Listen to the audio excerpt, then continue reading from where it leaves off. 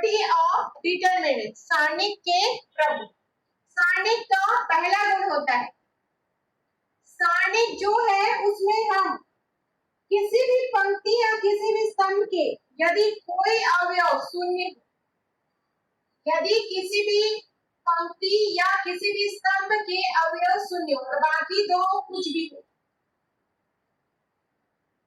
तो इसका मान शून्य होता है। ठीक है, इसको थ्योरी में लिखते हैं, किसी सारणिक की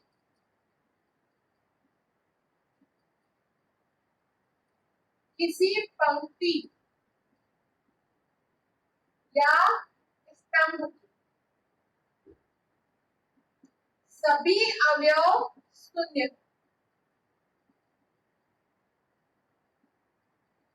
तो सारणिक का मान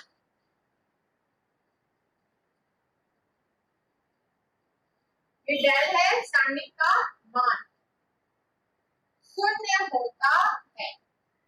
आप इसको विस्तार करके भी देख सकते हो, जैसे ये पहला रो में ही जीरो है, पहले रो के सापेक्ष विस्तार करेंगे तो ये अवयव इसका सहखंड जीरो, ये अवयव इसका सहखंड जीरो, ये अवयव जीरो, इसका सहखंड जीरो, तो जीरो से कोई भी मल्टीप्लाई करेंगे तो जीरो।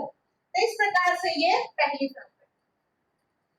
दूसरी प्रॉपर्टी होती है कि यदि किसी सारणिक के दो पंक्ति या स्तंभों को आपस में बदल दिए जाए तो उसका मान अपरिवर्तित होता है। यदि किसी सारणिक के किन्हीं दो पंक्ति या किन्हीं दो स्तंभ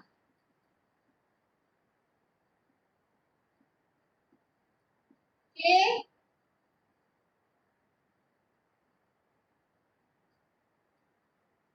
स्तंभों को आपस में बदल दिया जाए, मतलब आपका जैसे हम कॉलम के लिए C1, जैसे पहला कॉलम है C1, दूसरा कॉलम है C2, तीसरा कॉलम है C3, तो C1 की जगह C2 को ले आए, C2 की जगह C1 ले, तो यहाँ पर बदल दिए जाए जगह को तो उसका चिन्ह बदल जाता है। तो पूरा पूरा ये एक दो को बदले तो उसका आपका चिन्ह बदल, तो चिन्ह बदल जाता है।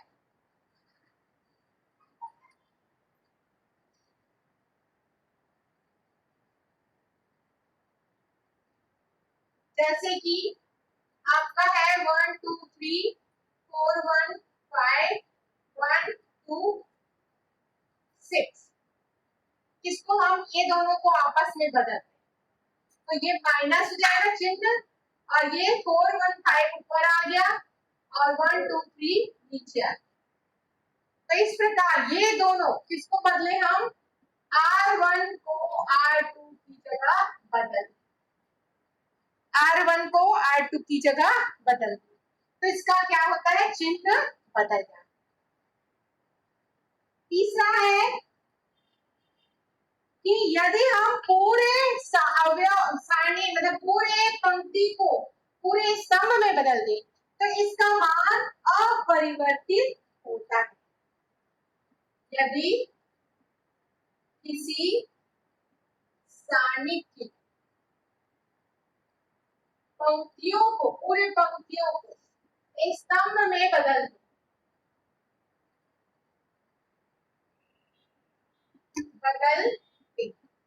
तो सारणी का मान अपरिवर्तित होता है।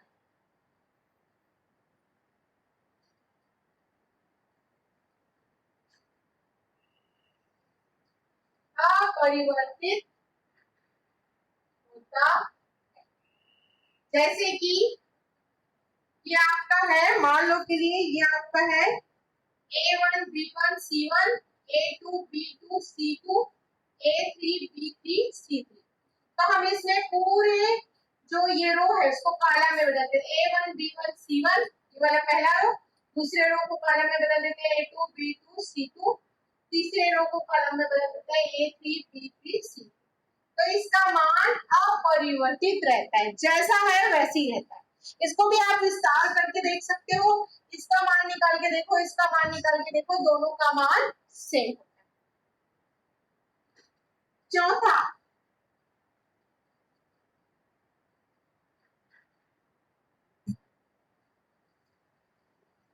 यदि किसी सारणी के दो पंक्ति और दो स्तंभ सेम हो, यदि किसी सारणी के दो स्तंभ या दो पंक्ति सेम हो, सेम का मतलब उसके पूरे अवयव सेम के अवयव सर्वसम हो,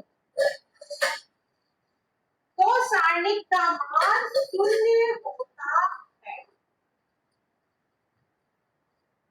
सारणिक का मान शून्य होता, आपको विस्तार करने की जरूरत नहीं। जैसे कि उदाहरण के लिए ये ए बी सी है और यहाँ भी ए बी सी और यहाँ पर कुछ और है बी सी है, तो ये दोनों आपके सेम है, इसलिए इसका मान 0 होगा। आपको विस्तार करने की आवश्यकता नहीं, ठीक है। पांचवा है,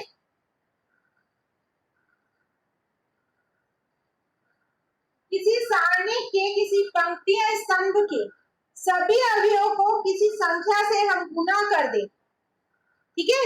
किसी एक पंक्ति या किसी एक स्तंभ के सभी अवयवों को किसी संख्या से गुना कर दें, तो जो सारणिक का मान है वो भी उस अवयव का गुना होता है। तो जैसे कि हमारा k है, इसको गुना करना चाह रहे हैं, मान लो a1 b1 c1 है, a2 b2 c2 है, a3 b3 c3। तो यहाँ इसका मतलब है यदि ये k a1 k a2 k b1 और k c1 और यहाँ पर वैसे, ठीक है। तो इसका जो सारणिक का मान है उसमें आपका इसका k का गुना हो जाता है, ठीक है। जैसे किसी एक पंक्ति में k का गुना है तो सारणिक में उस पूरे सारणिक के मान में आपको k का गुना हो जाता है, ठीक है। तो ये कह रहा है यहाँ पर। अब इसके बाद छठवां है,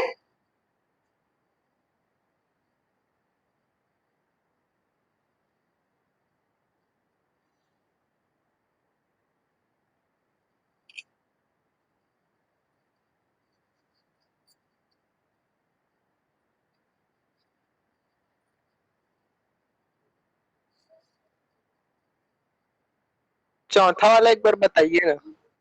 चौथा वाला आपका है दो लाइन दो सेम, तो कोई भी दो पंक्ति है ना या दो स्तंभ एकदम सेम अवयव होना चाहिए। जैसे एक एग्जांपल और दे सकती हूँ मैं, 1 2 3 है और 1 2 3 और यहाँ पर कुछ और, तो ये वाला और ये वाला सेम है, तो इसका विस्तार का मान क्या होगा 0।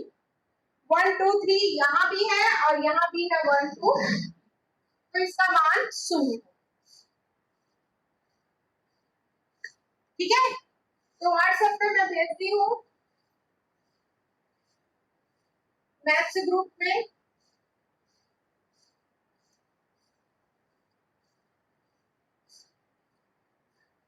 अब हम आते हैं छठवां प्रॉपर्टी है जिसको हम प्रारंभिक संक्रिया का हम यूज किए थे विक्रम में। तो वही चीज है कि हम किसी भी पंक्ति में किसी अवयव का गुना करके हम दूसरे पंक्ति में उसको जोड़ या घटा सकते हैं, ठीक है। तो जैसे कि आपका है, ये आपका है a1 b1 c1 है, ये आपका है a2 b2 c2 a3 b3 c। हमको काम करना है इसमें, और क्या काम करना है इसमें, k का गुना करके इसमें जोड़ दो या k का गुना करके घटा देना, कुछ भी कर सकते हो। बस ये आपको है इसके जिसमें काम करना है उसमें किसी का गुना नहीं करना। तो जैसे हमको काम करना है R1, तो R1 को लिख दिया, R1 में काम करना चाहते हैं और क्या काम करना चाहते हैं हम, R1 में R2 में k का गुना करके जोड़ना चाहते हैं। तो हम लिखेंगे R1 में हम R2 में k का गुना करके जोड़ना चाहते हैं, इसी प्रकार यहाँ पे घटा सकते हैं, जैसे हम रो में काम कर रहे हैं तो रो में ही काम करेंगे पंक्ति में, और स्तंभ में काम कर रहे हैं तो स्तंभ में। जैसे हम स्तंभ में भी कर सकते हैं, मान लो हमको तीसरा स्तंभ में काम करना है, तीसरा स्तंभ में काम करना है C3 में, और क्या करना है C3 में C2 में K का गुना करके घटाना है, तो C2 में K का गुना करके घटाना। तो जो चीज करना चाहते हैं उसको लिखोगे आप, जैसे C3 में काम करना है तो C3 में एरो डालोगे, और C3 में आप क्या काम करना चाहते हो, C3 में आप C2 में K का गुना करके घटाना। तो हम इसको लिख सकते हैं, संक्रिया ये वाली संक्रिया लगाए हैं A1 A2 A3, हम काम करना चाहते हैं C3 में B1 B2 B3, ये दोनों कोई प्रभावित नहीं होगा, हमको काम करना है C3 में।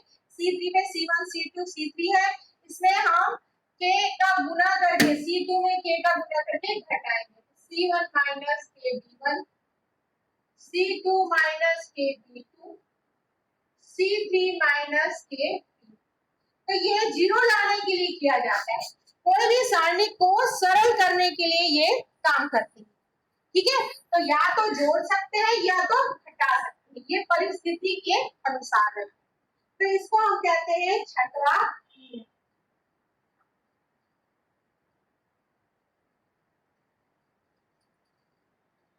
ठीक है, मैं नियम को इधर उधर लिख रही हूँ, हो सकता है आपके बुक में इधर उधर हो। ठीक है, मैं पांचवा का छठवा बन गया, छठवा का पांचवा, तो उसमें कोई इशू नहीं है, आपको नियम क्या है वो चीज ध्यान देना है।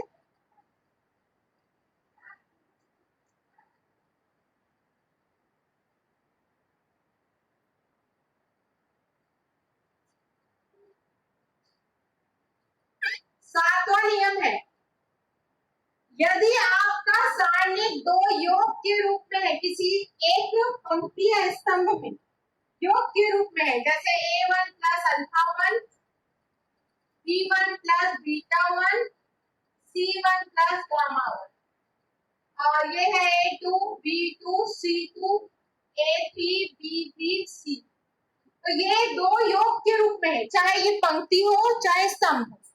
तो जैसे पंक्ति है तो पंक्ति के पहला वाला जो अवयव है एक सारणी पे आएगा, दूसरा अवयव है जो दूसरे सारणी पे, और ये दोनों जो है वो कॉमन है, तो इसका मतलब है ये योग या व्यवकलन के रूप में लिख सकते हैं। तो यहाँ पर है A1 B1 C1, ये दोनों कॉमन है, दोनों में A2 B2 C2 A3 B3 C3, ये पहला वाला हुआ।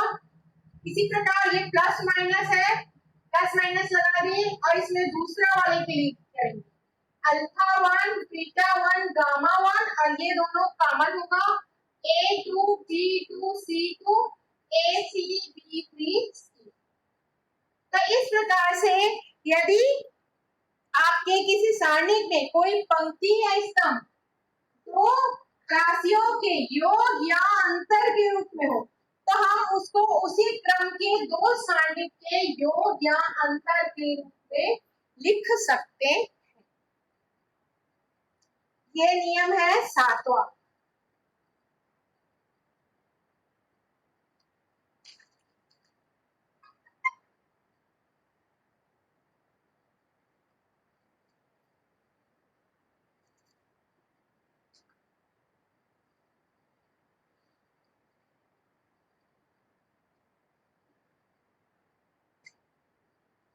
आठवां नियम है, यदि आपके किसी सारणी में गुणनखंड के रूप में कोई चीज है, जैसे कि आपका मान लो ये आपका सारणी और उसमें आपका x माइनस ए और x माइनस ए, ये तीनों में या तो कॉलम में या तो रो में गुणनखंड के रूप में हो, और यहाँ पर कुछ भी हो, जैसे कि आपका यहाँ पर मान लो y z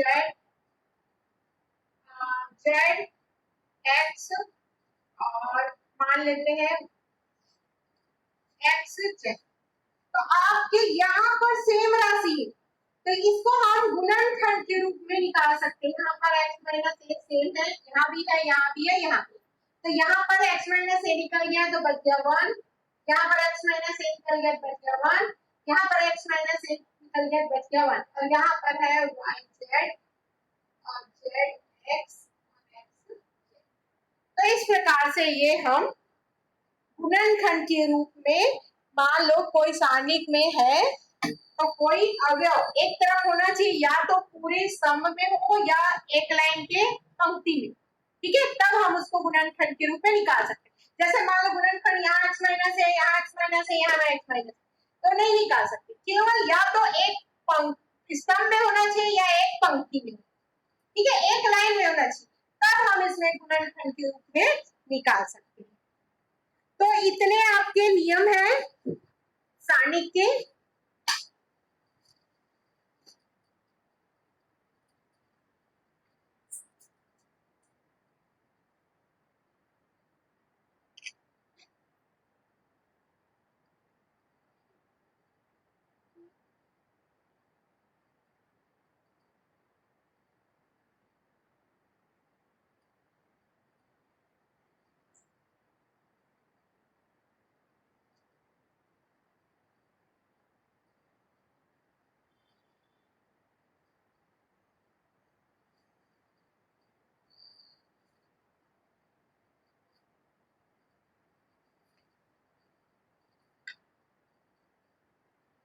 तो अब हम सारणिक के गुणों का उपयोग करते हुए 4.2 के सवालों को हल करें। एनसीईआरटी की बुक में, आपको एनसीईआरटी की बुक में दिया है 4.2।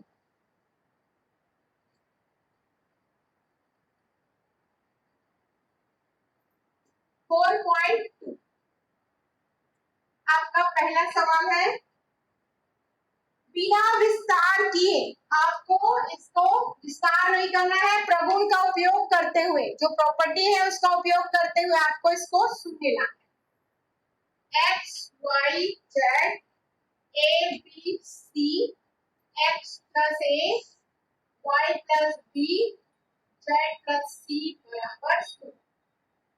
सिद्ध करो। सवाल है, सारणिक के प्रगुण का उपयोग करते हुए आपको बिना विस्तार किए आपको इसका मान शून्य लाना है।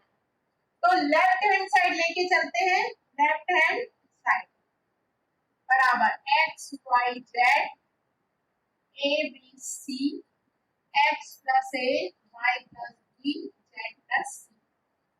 चलिए क्या करें बताओ, क्या करना चाहिए?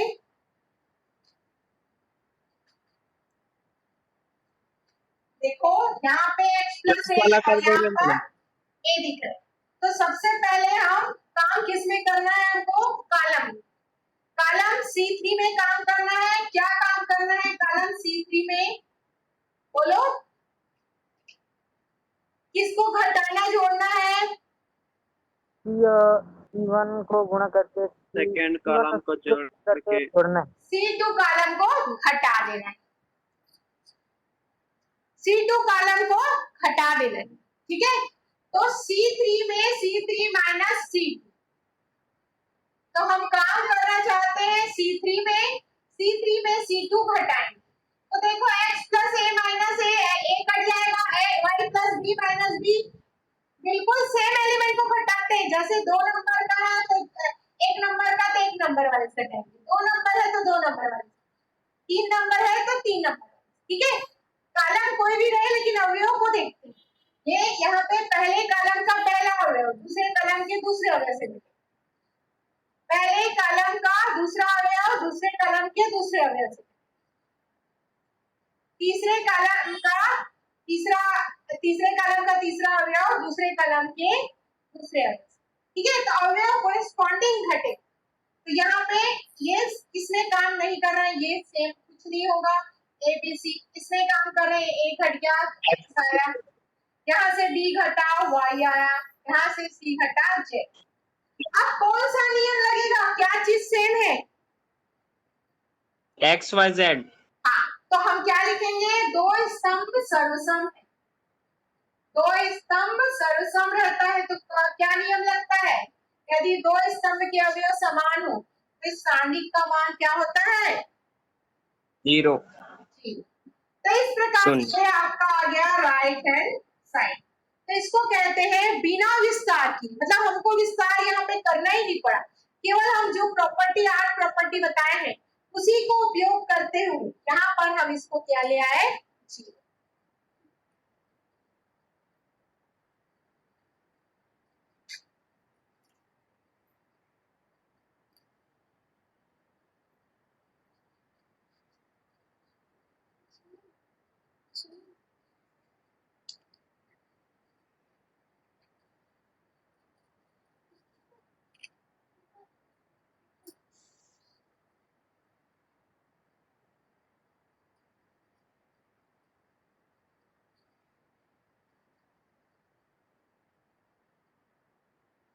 अब दूसरा क्वेश्चन ले लेते हैं और अंक वाला ले लेते हैं।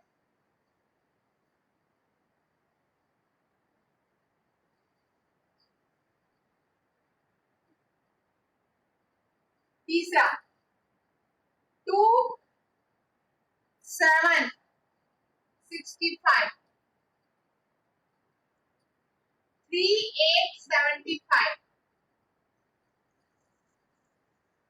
5 9 86। किसको भी जीरो लाना है, लेफ्ट हैंड साइड लेके चलते हैं। चलिए बताइए क्या करें, इसको कंपेयर करके देखिए, इसको कंपेयर करके देखिए, किसी का गुणनखंड है या इसको करके देखिए, या हम इधर से भी देख सकते हैं। बोलो क्या करना चाहिए।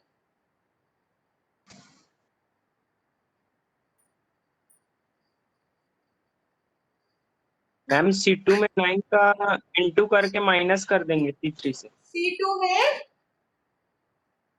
9 का इंटू करके 9 का मल्टीप्लाई करके यहाँ पे माइनस कर देंगे, माइनस कर देंगे। हाँ।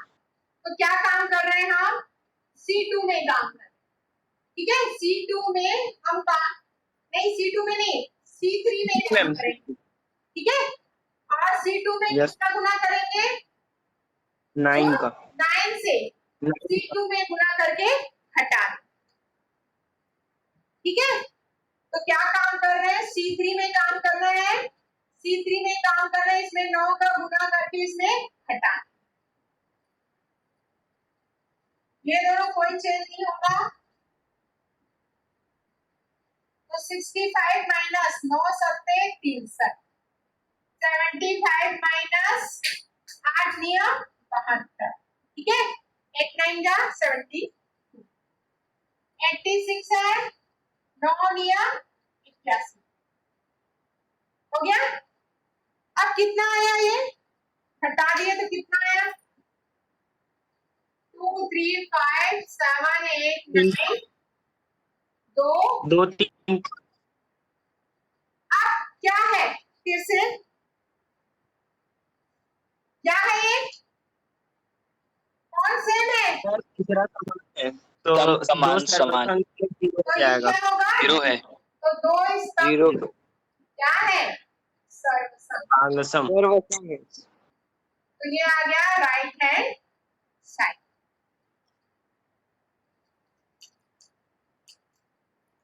और कोई आया क्या अभी, देवराज पाटिल,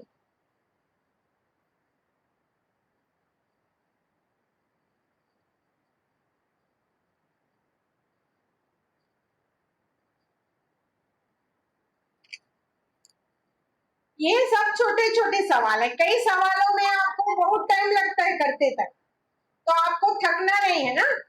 और कई सवाल है जिसमें जीरो नहीं आता है, ठीक है। तो जीरो नहीं आता है तो आपको कोशिश करना है कि एक लाइन में जीरो आए। क्या कोशिश करना है, एक लाइन में 2 जीरो आए, चाहे तो कॉलम में चाहे तो रो में, और फिर उसका विस्तार करना है। यदि जिसका आंसर जीरो नहीं आता है उसकी बात करें।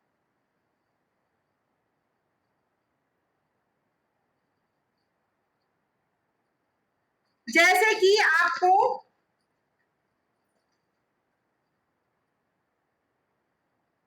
एक छठवां सवाल, लेफ्ट हैंड साइड, ये तो जीरो आ रहा है, zero a minus b minus b c, ये जीरो लाना है, इसको डेल मान के चलते हैं, ठीक है। डेल माने आपका सारणिक डेल लिखते हैं। अब यहाँ पे देखिए, यहाँ पे आप माइनस निकालो, यहाँ पे माइनस निकालो, यहाँ पे, या फिर इस पूरे इसको आप क्या बोलते हैं, रो को कॉलम में बदल दो, ठीक है। क्या बोलते हैं, पंक्ति को स्तंभ, सभी पंक्ति को स्तंभ में बदलने पर, ठीक है। एक नियम था कि सभी पंक्ति को स्तंभ में बदलते हैं जिसका मान अपरिवर्तित है। तो ये जीरो ए माइनस बी, दूसरा माइनस ए जीरो माइनस सी, बी सी जीरो, सभी पंक्ति को स्तंभ में बदलने पर सारणिक का मान अपरिवर्तित रहता है, कोई चिन्ह नहीं।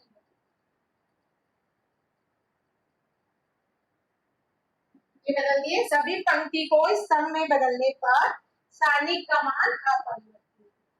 अब इसमें माइनस कॉमन निकाल दो, एक बार यहां से माइनस निकाला, एक बार यहाँ माइनस, एक बार यहाँ, तीन माइनस निकालो, यहां से यहाँ से यहाँ से, माइनस वन की घात तीन, ये माइनस निकाल रहे हो, चिन्ह बदल जाएगा, जीरो ए माइनस बी, यहाँ माइनस निकाल रहे हो, बन जाएगा माइनस ए जीरो माइनस सी, यहाँ से माइनस निकाल लेंगे तो बी सी जी। अब ये समीकरण एक और समीकरण दो को तुलना करो, ये दोनों सेम है, इसको हम लिख सकते हैं डेल, और ये माइनस वन की घात तीन होता है माइनस डेल, तो ये डेल बराबर माइनस डेल आया, तो डेल प्लस डेल बराबर जीरो, तो टू डेल बराबर जीरो, इसका मतलब डेल का मान डेल तो इस प्रकार से ये सवाल सिद्ध होते हैं। तो इस टाइप के सवाल को आपको ऐसे ही करना है, ऐसे दो तीन खुद सवाल है और मैं आप लोग को एक्स्ट्रा क्वेश्चन भेज दूंगी। तो यहाँ पर मैंने क्या किया, सबसे पहले पूरे रो को कॉलम में बदल दिया, तो इसका मान अपरिवर्तित हुआ। अगले स्टेप में क्या किया, माइनस वन, तो यहाँ पर भी आप लिख सकते हो, ठीक है, R1 R2 तथा R3 से माइनस वन उभयनिष्ठ लेने पर, कहां से माइनस वन उभयनिष्ठ लिए, R1 से, R2 से और R3 से, तीनों जगह से ले लिए। यहां से लिए तो ये बन गया जीरो प्लस माइनस, यहां से लिए बन गया माइनस, ये तो जीरो है ये माइनस, यहां से लिए तो प्लस प्लस प्लस, तो तीन बार माइनस वन की घात तीन ले, तो माइनस वन की घात तीन बराबर होता है माइनस डेल, ये वापस डेल आ गया, तो इस प्रकार डेल प्लस डेल बराबर जीरो, इस प्रकार टू डेल बराबर जीरो, तो डेल का मान क्या हुआ, जीरो। तो इस प्रकार से ये सवाल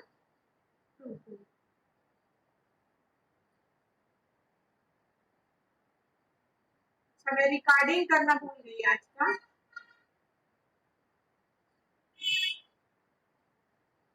इनको